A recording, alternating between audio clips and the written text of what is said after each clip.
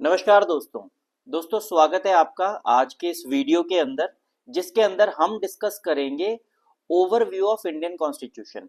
हमारा Indian constitution की series, हमारी पॉलिटिकल साइंस की सीरीज चल रही है, उसमें ये अगला टॉपिक है जिसमें हम डिस्कस करने की कोशिश करेंगे कि जो हमारा संविधान है उसके कितने पार्ट्स हैं, उन पार्ट्स को कैसे कैसे डिवाइड किया गया है और कितने शेड्यूल्स हैं, उनका ओवरऑल ऑब्जेक्टिव क्या है, कौन सा पार्ट कौन सी चीज बताता है, जिससे हमारे को हमारा जो कॉन्स्टिट्यूशन है उसे समझने में थोड़ा सा और बेनिफिट, थोड़ा सा और हमारे को हेल्प मिलती है। तो आइए आज का लेक्चर, आज का वीडियो हम लोग शुरू करते हैं। तो हमारा आज का जो टॉपिक है वो है ओवरव्यू ऑफ इंडियन कॉन्स्टिट्यूशन। सबसे पहली बात ये कि हमारे कॉन्स्टिट्यूशन में इस टाइम पर 25 पार्ट्स हैं, 470 आर्टिकल्स हैं और 12 शेड्यूल्स, 12 शेड्यूल्स हैं। हमने ये पहले डिस्कस किया था कि जब 1950 के अंदर हमारा कॉन्स्टिट्यूशन इंप्लीमेंट किया गया था तब हमारे कॉन्स्टिट्यूशन में 22 पार्ट्स थे, 22 पार्ट्स थे, 395 आर्टिकल्स थे और 8 शेड्यूल्स हुआ करते थे।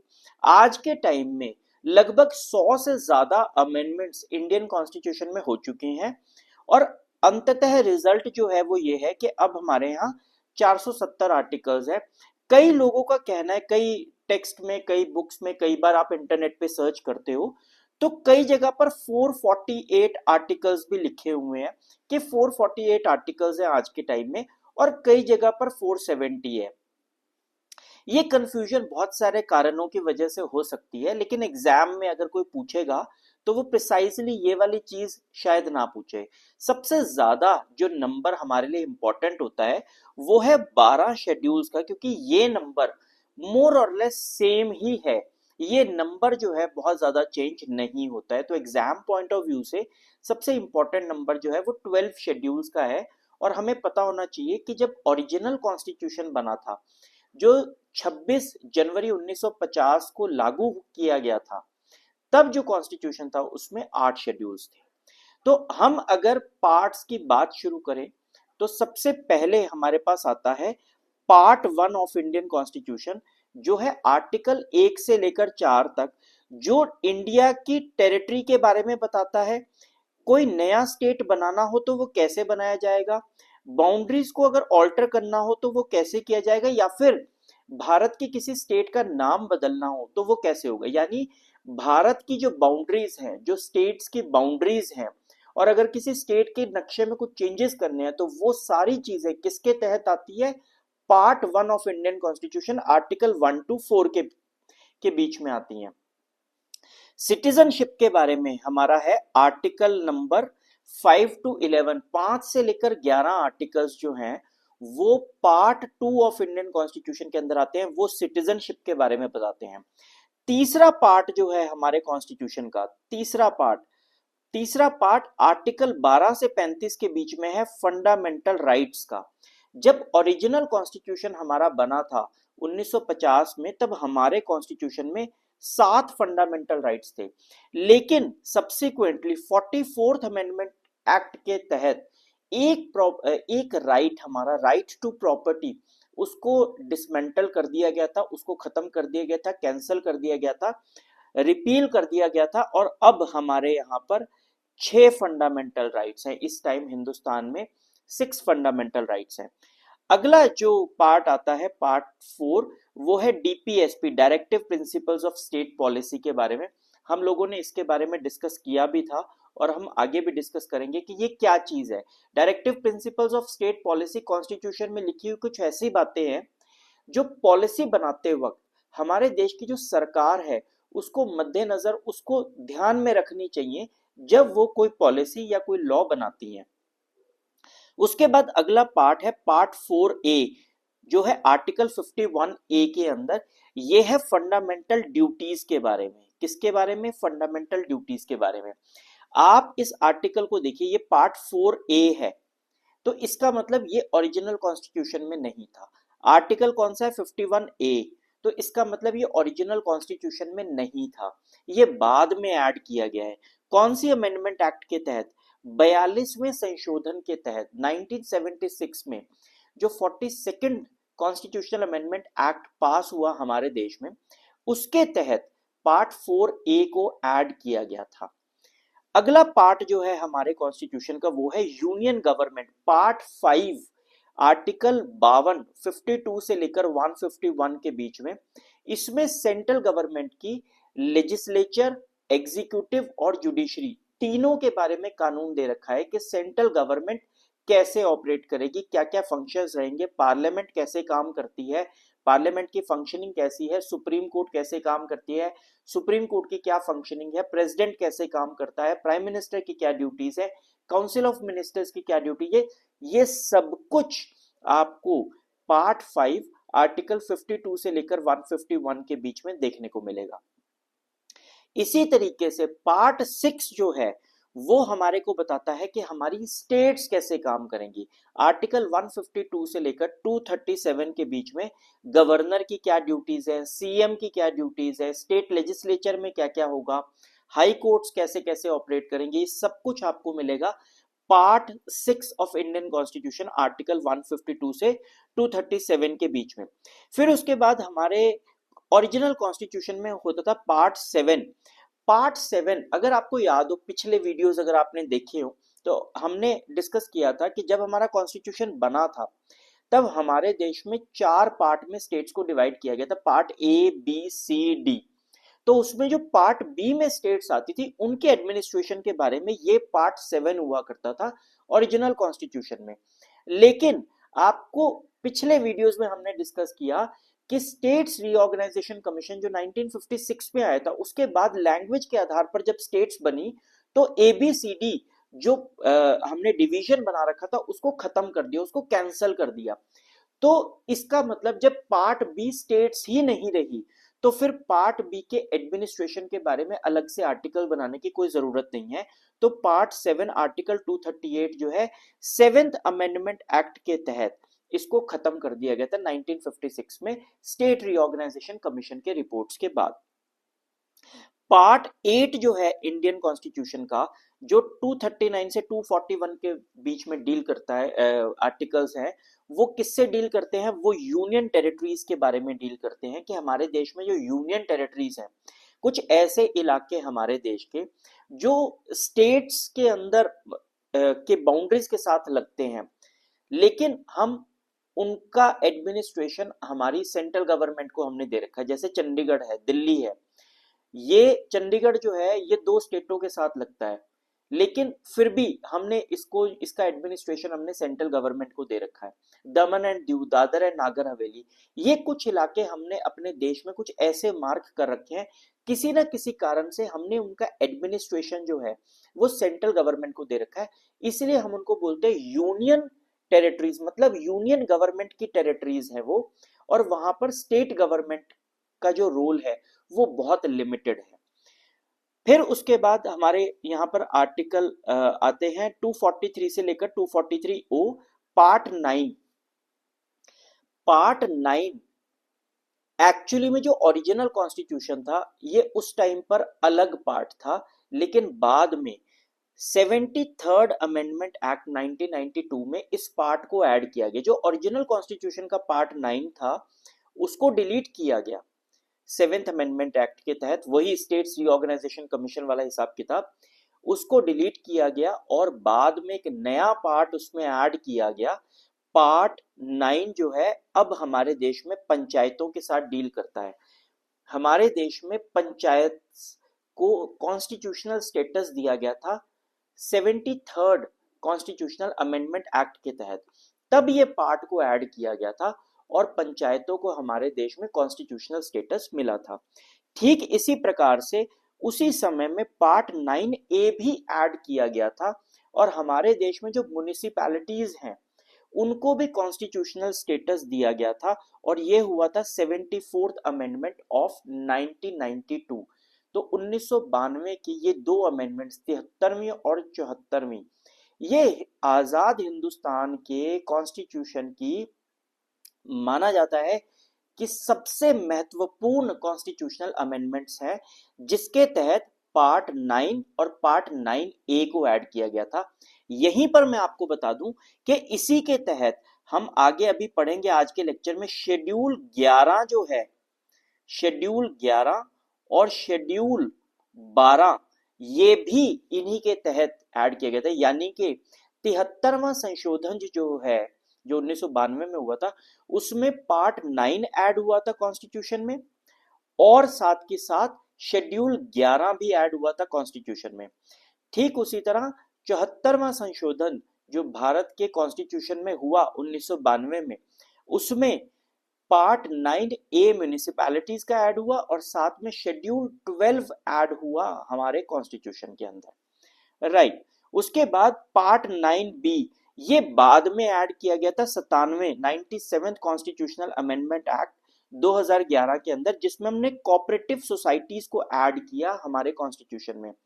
कोऑपरेटिव सोसाइटीज का मतलब है कि जब कुछ लोग मिलकर किसी एक ऑब्जेक्टिव को अचीव करने के लिए एक सोसाइटी बनाते हैं।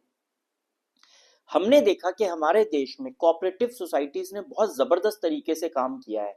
फॉर एग्जांपल, अमूल एक ऐसी संस्था है हमारे देश में जो इतनी बड़ी ऑर्गेनाइजेशन है जो लाखों लोगों का फायदा करती है। एक बिजनेस स्ट्रक्चर उन्होंने ऐसा बनाया कोऑपरेटिव्स के अंदर जिसमें लाखों लोग बेनिफिट उठा रहे हैं।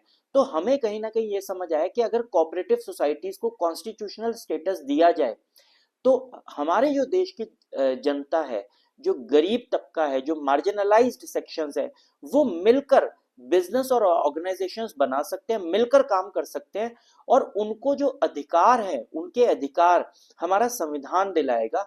वो अमूल की राह पर चलकर और ज्यादा डेवलपमेंट्स की तरफ आगे बढ़ सकते हैं।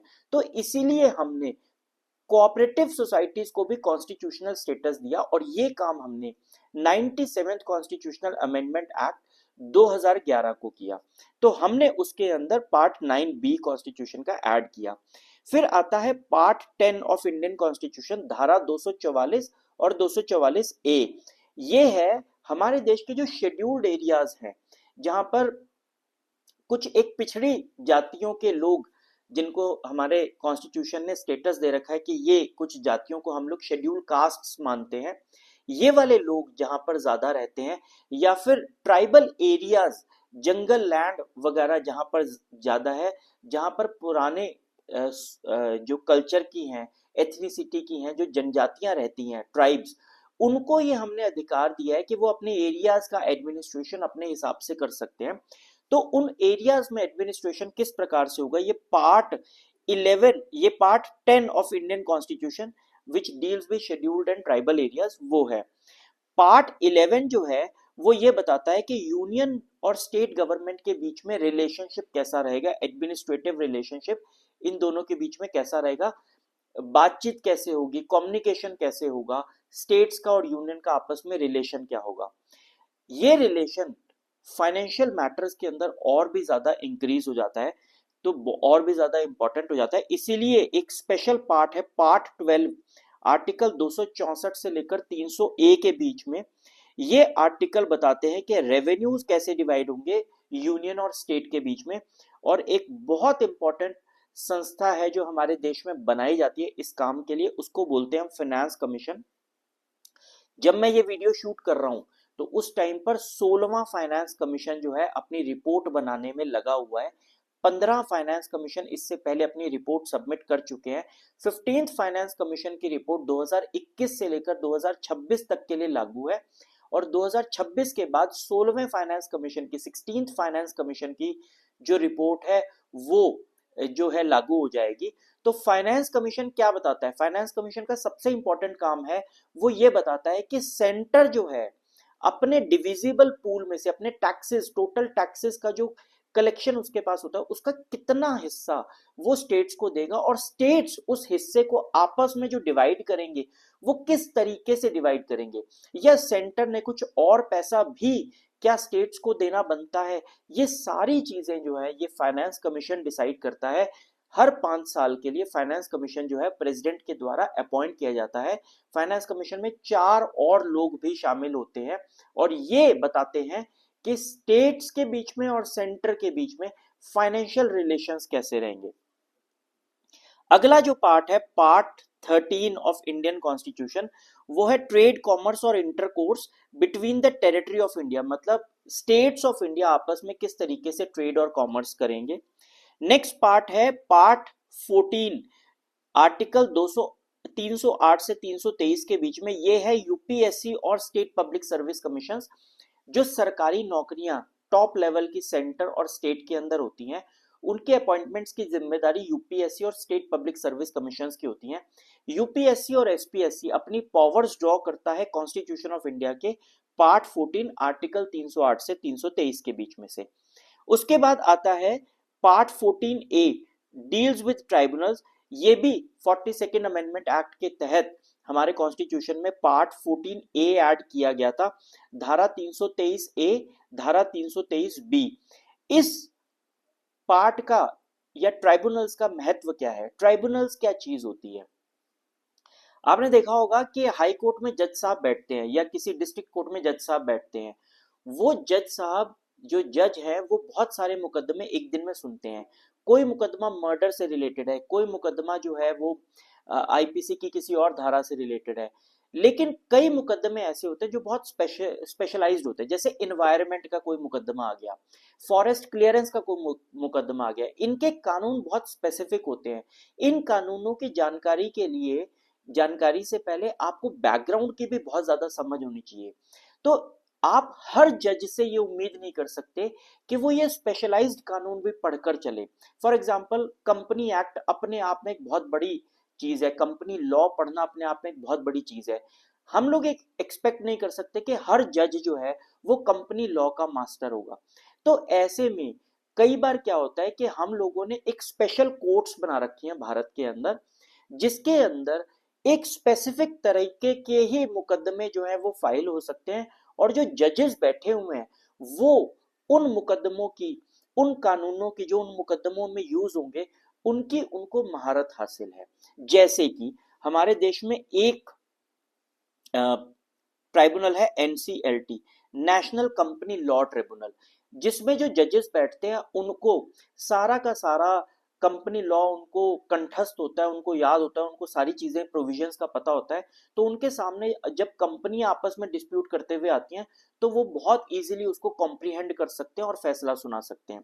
उसी तरीके से हमारे यहाँ पर एनजीटी है, नेशनल ग्रीन ट्रिब्यूनल। भारत में जितने भी मुकदमे इन्वायरमेंट से रिलेटेड होते हैं, फॉरेस्ट क्लियरेंस से रिलेटेड होते हैं, वो सारे मुकदमे जो है एनजीटी में जाते हैं। इसी तरीके से इनकम टैक्स एपेलेट ट्राइब्यूनल बना हुआ है। इसी तरीके से सेंट्रल एडमिनिस्ट्रेटिव ट्राइब्यूनल बना हुआ है, जिसके अंदर जो सेंट्रल गवर्नमेंट के जो एम्प्लॉइज है, अगर उनकी गवर्नमेंट से कोई प्रॉब्लम है तो वो सीएटी के अंदर जाते हैं।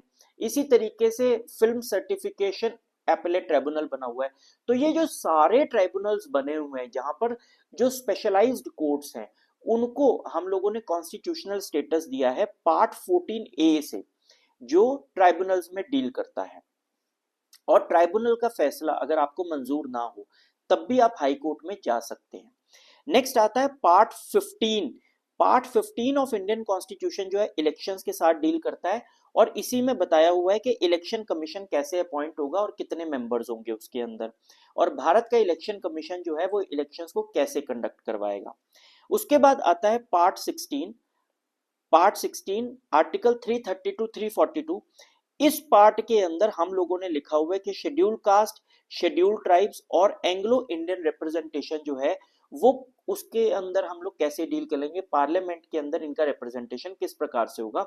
मार्जिनलाइज्ड सेक्शंस जो है सोसाइटी के, उनको हम लोग मुख्य धारा में कैसे लेकर आ सकते हैं। उसके बाद है पार्ट 17। पार्ट 17 आर्टिकल 343 से लेकर 351 ऑफिशियल लैंग्वेजेस के साथ डील करता है। आपको याद होगा कि इससे रिलेटेड जो शेड्यूल है वो है शेड्यूल 8, जिसके अंदर 22 लैंग्वेजेस जो हैं वो दे रखी हैं। फिर हमारे यहाँ आता है पार्ट 18, 352 से लेकर 360 के बीच में, ये इमरजेंसी प्रोविजंस के बारे में है। मे बी आपको ध्यान हो, हमने डिस्कस किया था आर्टिकल 352, 352 डील करता है नेशनल इमरजेंसी के बारे में, आर्टिकल 356 डील करता है स्टेट इमरजेंसी के बारे में, और आर्टिकल 360 डील करता है फाइनेंशियल इमरजेंसी के बारे में। फिर अगला पार्ट है हमारे यहाँ पार्ट 19, आर्टिकल 361 से 367, 361 टू 367 ये डील करता है जो स्पेशल कुछ प्रोविजंस के तहत गवर्नर्स और प्रेसिडेंट को हमने क्रिमिनल प्रोसीडिंग से हमने उनको उनका बचाव कर रखा है, उनको इम्यूनिटी दे रखी है। यानी कि भारत का जो प्रेसिडेंट है और जो गवर्नर्स हैं, आप जब वो कुर्सी पर बैठे हुए हैं, कुछ तरह के मुकदमे आप उनके खिलाफ फाइल नहीं कर सकते। ये जो इम्यूनिटी उनको मिली हुई है, ये इस आर्टिकल्स के तहत, इन धाराओं के तहत मिली हुई है। फिर है पार्ट 20 ऑफ इंडियन कॉन्स्टिट्यूशन, जो अमेंडमेंट टू इंडियन कॉन्स्टिट्यूशन से डील करता है। मतलब कि भारत का जो संविधान है उसमें अगर किसी प्रकार का कोई संशोधन करना है तो ये किसके तहत हो सकता है? ये धारा 368 आर्टिकल 368 के तहत हो सकता है। फिर है next part 21 of Indian constitution, जो टेम्परेरी, ट्रांजिशनल और स्पेशल प्रोविजंस जो स्टेट्स के अंदर है उससे डील करता है।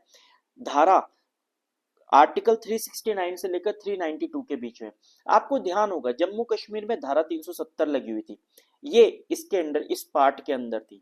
धारा 371, 371 बहुत सारी स्टेट्स के अंदर अभी भी लगी हुई है।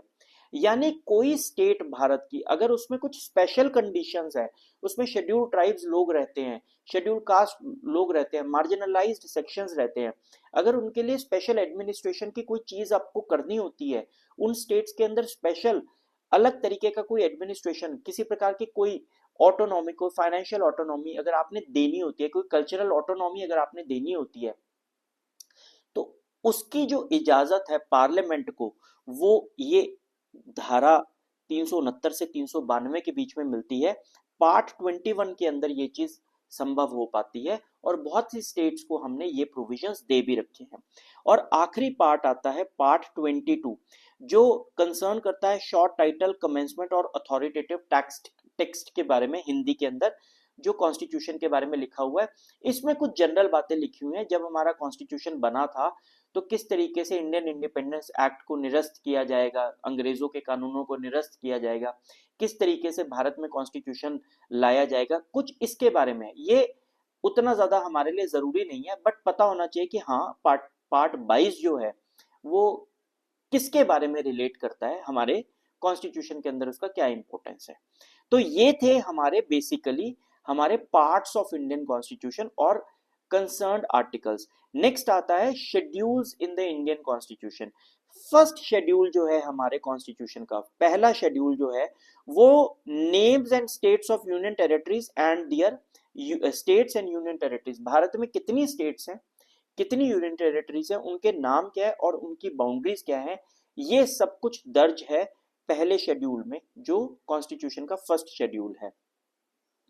दूसरा शेड्यूल, सेकंड शेड्यूल के अंदर दर्ज है कि हमारा जो प्रेसिडेंट है और जो हमारे गवर्नर्स हैं उनकी सैलरीज और इमोल्यूमेंट्स उनको क्या क्या मिलेंगे, ये सारी चीजें सेकंड शेड्यूल में दर्ज हो रखी हैं।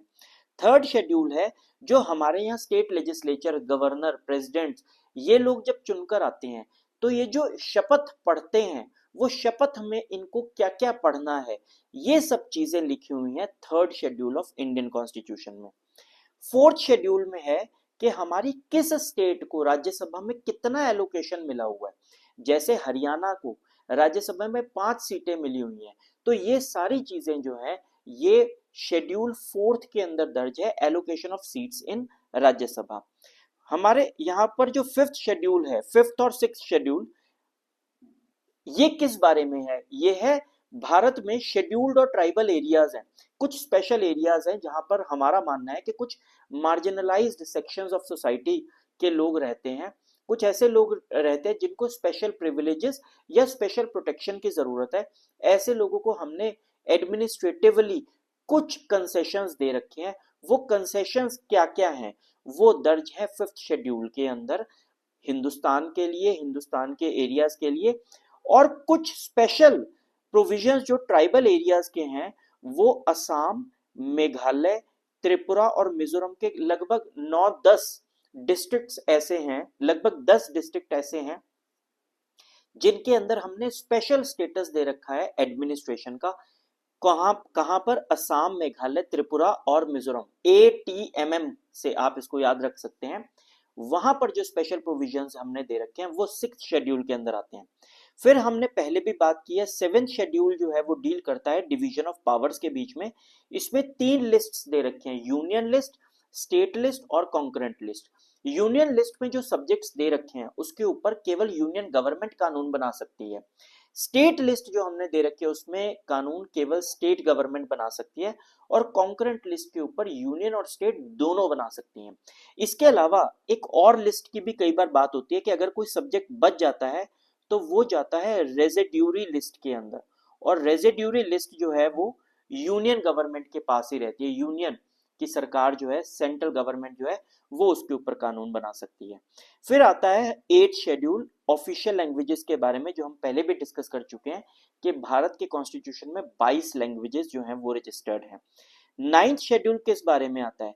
9th schedule first amendment act 1951 के तहत ऐड किया गया था, और ये कहता है, इसमें एक बैग प्रोवाइड किया गया था। बैग का मतलब है कि कुछ ऐसे आर्टिकल्स को इसमें डाला गया था, कुछ ऐसे लॉज को इसमें डाला गया था जो देखने में लगता था कि ये कॉन्स्टिट्यूशन के अगेंस्ट है, लेकिन फिर भी जो है इनको, इन लॉज को इम्यूनिटी दिया गया था कि इन लॉज को कॉन्स्टिट्यूशन के नाम पर निरस्त नहीं किया जाएगा।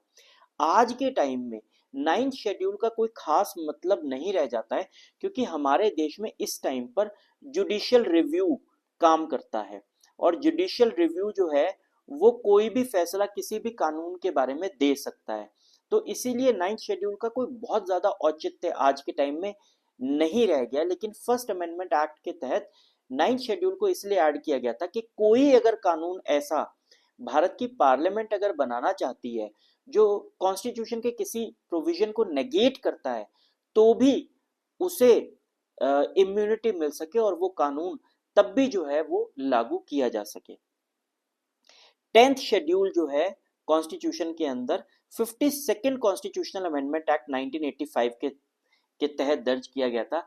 पुराने टाइम में क्या होता था कि कोई एक विधायक है या कोई एक सांसद है, वो किसी एक पार्टी से जीतते थे और जीतने के बाद वो पार्टी चेंज कर लेते थे किसी लालच के तहत या कैसे भी।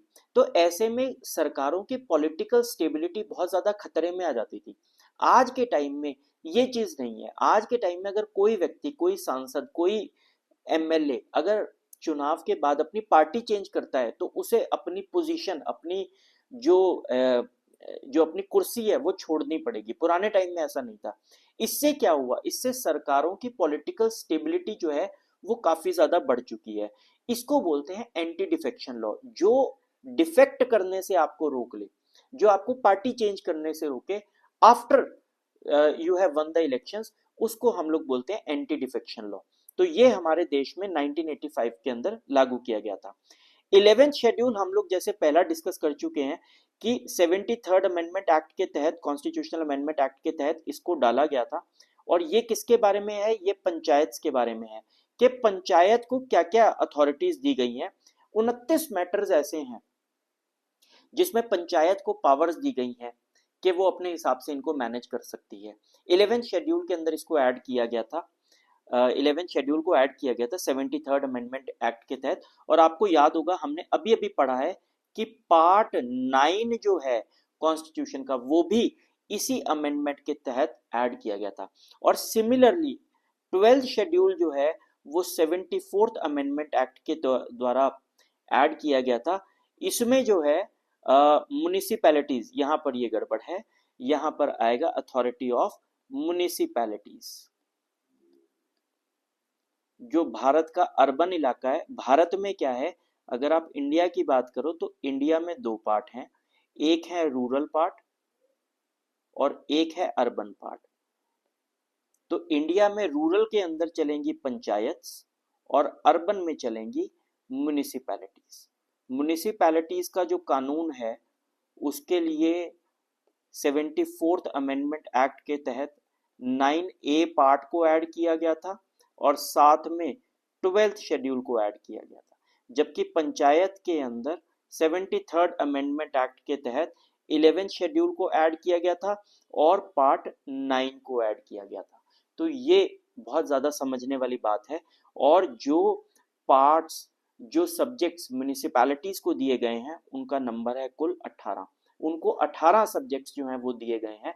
इसलिए कभी आप अपने शहर की म्युनिसिपैलिटी की साइट खोलेंगे, वेबसाइट खोलेंगे, तो ये 18 मैटर्स वहां पर रिफ्लेक्ट होंगे कि जहां पर जो आपकी म्युनिसिपैलिटी है वो कानून बना सकती है या आपसे टैक्सेस कलेक्ट कर सकती है। तो ये हमारा पूरा लेक्चर था आज का, ओवरव्यू ऑफ इंडियन कॉन्स्टिट्यूशन के बारे में। इस वीडियो से संबंधित आपका कोई सवाल जवाब हो तो कमेंट बॉक्स में आप जरूर लिखिएगा। वीडियो को लाइक और शेयर जरूर कीजिए, चैनल को जरूर सब्सक्राइब कीजिए। अगले वीडियो में फिर मिलेंगे। जय हिंद।